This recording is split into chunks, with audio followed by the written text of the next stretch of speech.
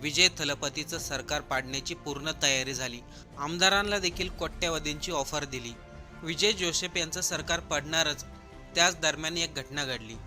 आपल्याला तर सर्वांना ठाऊकच आहे कशा प्रकारे पक्ष फोडले जातात, आमदार फोडले जातात, खासदार फोडले जातात. आणि हे सर्व कोण घडून आणतंय यासाठी आपल्याला वेगळं सांगायची गरज नाही. महाराष्ट्रामध्ये झालं, बंगालमध्ये झालं, आता तमिळनाडूमध्ये विजय जोसेफ यांचं सरकार पाडण्याची तयारी. तमिळनाडूमध्ये विजय जोसेफ यांचं सरकार स्थापन होऊन अजून काही महिनेही झाले नाहीत. तेच त्यांचं सरकार पाडण्यासाठी मोठा प्लॅन आखला गेला. हे सर्व कोणी घडून आणलं, विजय जोसेफ यांचं सरकार पाडण्यासाठी काय प्लॅन केला गेला होता, चला सविस्तर या व्हिडिओमधून आपण जाणून घेऊ. 2026ला तमिळनाडूमध्ये ज्या विधानसभेच्या निवडणुका झाल्या त्यामध्ये मोठा राजकीय बदल झाला. कारण की तमिळनाडूमध्ये अनेक दशकापासून DMK आणि AIMDMK या दोन पक्षाचं वर्चस्व होतं. संपूर्ण भारताला ठाऊक होतं या दोन पक्षामध्येच सत्ता येते आणि जाते. पण त्याच दरम्यान विजय थलपती यांनी राजकारणात एंट्री घेतली, TVK पक्षाची स्थापना केली आणि पहिल्याच निवडणुकीमध्ये मोठं यश प्राप्त केलं. आता सर्वांनी लक्ष देऊन ऐका, कारण की इथे विजय जोसेफ यांचं सरकार स्थापन झाल्यानंतर आत्ता नुकतंच 2 दिवसाअगोदर त्यांचं सरकार पाडण्यासाठी काय प्लॅन केला गेला. त्या अगोदर आपल्याला एक गोष्ट समजून घ्यावं लागेल, थलपती यांचं सरकार नेमकं कसं स्थापन झालेलं आहे. पहिल्याच विधानसभेच्या निवडणुकीमध्ये TVK पक्षाला म्हणजे विजय यांच्या पक्षाला 108 जागा मिळाल्या. आता बहुमत सिद्ध करण्यासाठी 120 आमदारांची गरज होती, त्यामुळे त्यांना काही संख्याबळ कमी पडत होतं. अशा परिस्थितीमध्ये काँग्रेस पक्षाने विजय यांच्या पक्षाला पाठिंबा दिला. तसेच तमिळनाडूमधील छोटे छोटे राजकीय पक्ष यांनी देखील विजय यांना पाठिंबा दिला. त्यानंतर बहुमताचा आकडा सहजपणे पार झाला. 121 आमदार झाले आणि विजय जोसेफ यांचं सरकार स्थापन झालं. आता हा पाठिंबा त्यांना विधानसभेमध्ये देखील सिद्ध करायचा होता. त्यासाठी तमिळनाडू राज्यातील सर्व आमदारांना वोटिंग करायची होती. त्यावेळेस देखील बऱ्याच लोकांची धाकधूक चालू होती, कदाचित विजय यांना पूर्ण पाठिंबा मिळणार नाही. पण झालं उलटच. विजय यांना जे बहुमताचा आकडा मिळाला होता त्यापेक्षा जास्त आमदारांनी पाठिंबा दिला. विधान परिषदेमध्ये 24 आमदारांनी क्रॉस वोटिंग करून विजय यांच्या पक्षाला पाठिंबा दिला. म्हणजे त्यांचा आकडा बहुमतापेक्षा पुढे निघून गेला. विजय जोसेफ यांचं सरकार स्थापन झालं. त्यांनी तमिळनाडूसाठी वेगवेगळे निर्णय देखील जाहीर केले. लोकांनी त्यांचं कौतुक देखील केलं. पण याच दरम्यान काल परवा एक बातमी समोर आली. विजय जोसेफ यांच्या सरकारमधील 35 आमदार बाजूला जाण्याचा प्रयत्न करत आहे, सरकारच्या विरोधामध्ये मतदान करण्याच्या तयारीत आहेत. जर 35 आमदार विजय यांच्या पक्षातून बाजूला गेले तर तमिळनाडूमधील TVK पक्षाचं सरकार काही वेळामध्येच कोसळेल. कारण की बहुमत आणि सरकारकडे असलेलं संख्याबळ यामध्ये फरक काही मोठा नाहीये. कारण की आपण आत्ताच सांगितलं, छोट्या छोट्या पक्षाने थलपती यांना पाठिंबा दिल्यानंतर त्यांचं सरकार स्थापन झालंय. आणि याच बहुमतामधून 35 आमदारांना कोट्यवधी रुपयांची ऑफर आली असं सांगितलं जात आहे. ही घटना उघड होताच तमिळनाडूमध्येच काय संपूर्ण भारतामध्ये चर्चा सुरू झाली.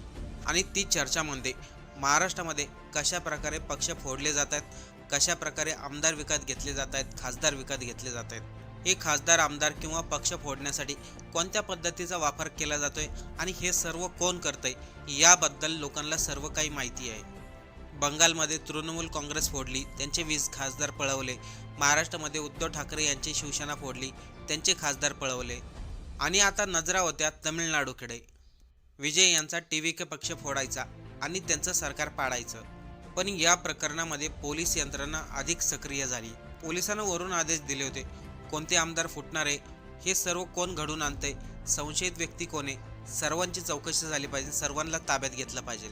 पोलिसांनी तक्रारीच्या आधारे गुन्हा दाखल केला. ज्या व्यक्तीने आमदार फोडण्यासाठी संपर्क साधला होता तो व्यक्ती एका राजकीय रणनीतीशी जोडलेला होता. ही स्वतः माहिती जे आमदार फुटणार होते त्यांनी पोलिसांना दिली. एवढंच काय, त्या आमदारांना धमकी देखील दिली असं सांगण्यात येत आहे.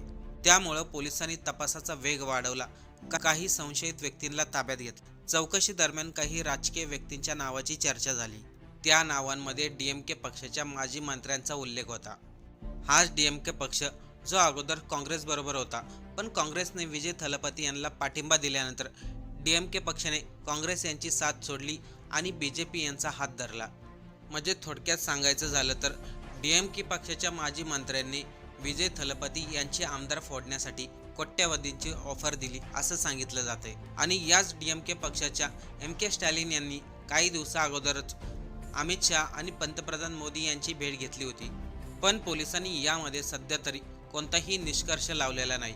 कारण की पोलिसांचा तपास चालू आहे.